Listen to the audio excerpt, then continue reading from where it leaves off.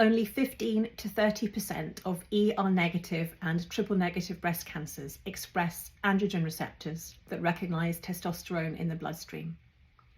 When breast cells are stimulated by androgens like testosterone, they produce growth factors which can stimulate the growth of these ER negative tumours. There is very limited research available as androgen receptor positivity is not routinely tested.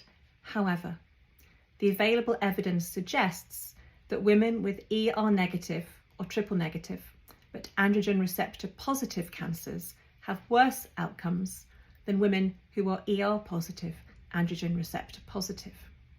In cell models, androgen receptors have been shown to contribute to the invasiveness and migration of triple negative breast cancer cells, leading to metastasis. Now, this is in cell studies only. It hasn't been confirmed in women. Some research groups have shown that targeting the androgen receptor in women with androgen receptor positive triple negative breast cancer could be an effective treatment strategy, suggesting that we may need to look at how important androgen receptors are in promoting the growth of these triple negative breast cancers. So it is all confusing.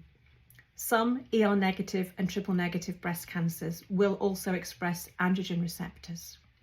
And it seems like for this group of women, they have a worse outcome than the women who are ER positive, androgen receptor positive.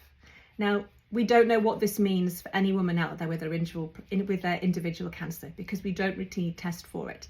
However, if you are looking at taking HRT after breast cancer and a doctor is considering giving you testosterone replacement therapy, this may be something you need to bear in mind.